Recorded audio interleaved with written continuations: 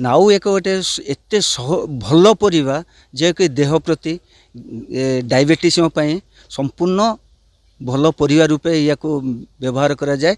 एथरे जो चाषी माने नाउ करूछंती से माने जदि नाउ चाष करती ताले संपूर्ण लाभवान हो पारे, कारण गोटे लाउ को मिनिमम 20 टंका हिसाब से मार्केट प्राइस रही पारिबो। तापरे लाउ एमती गोटे परिवा जे कि आपण प्रति पत्र के गोटे गोटे फल आसीबो।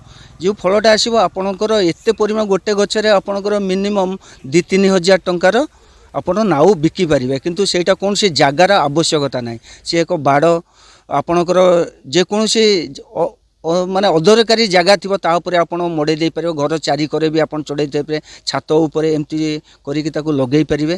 तेणु से किसी असुविधा ना नाउ आप सबुठी भी जेकोसी तरकारी कर से भी नाउ पकई पारे।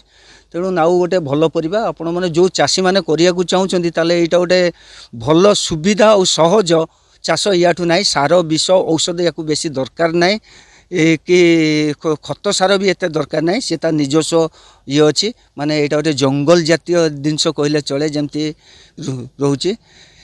जदि जो चाषी चाहते यहाँ करवाटा ही संपूर्ण भल हम। नाउ एक एत भल परिबा जे कि पेट जनित समस्या जेते रुए सेटा को संपूर्ण भाव भल करे। डायबिटीज पेसेंट जो माने से माने नाउ खाइबा निहाती दरकार। तेणुक नाउ एत संपूर्ण भल परिबा हिसाब रे समस्त घरे भी व्यवहार करा जाए। ता सहित लाउ लगेबार प्रणाली होची आपण जदि एप्रिल मे सुधा लाउ लगाती ताहले से पुण गोटे वर्ष पर्यंत रहिबो। आउ चाराटा को आपण हॉर्टिकल्चर नले एग्रीकल्चर रू आपने पाइपर संपूर्ण भल चारा। नाउर ग्रेडेसन 2-3 प्रकार अच्छी। तेणु गोटे लंबा भेराइटर अच्छी, गोटे गोल भेराइटर अच्छी, गोटे मीडियम भेराइटर अच्छी।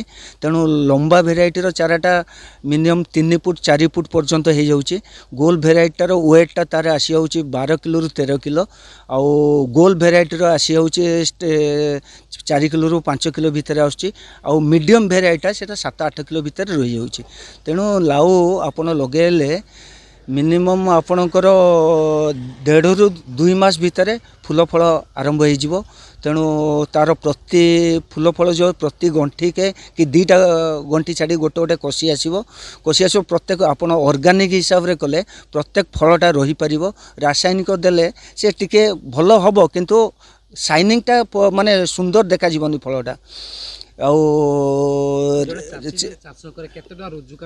गोटे चाषी यदि आपको चाष करे जदि एमती चाष करिवो ताले रोजगार कौन गोटे गछ पिछा सी मिनिमम 500 टंका पाई परिबे। जदि आपण से हिसाब रे जेतेटा मंजी लगेइथबे सेते 500 टंका धरि नेबे धरले। तेणु आपण चाषी यदि गोटे एकर करती ताले रोजगार तांकर सेई टाइप रो हेई परिबो। तेणु चाष करवा समस्त लाउ चाषटा एत कष्ट नुहे। सार विष औषध एसबू किसी दरकार ना। तेणु तांको चाष करने मोर अनुरोध प्रत्येक चाषी यही टाइप नाउ चाष करंतु, किंतु कले भल रोजगार निज आर्थिक भी सुधरी पारिबो।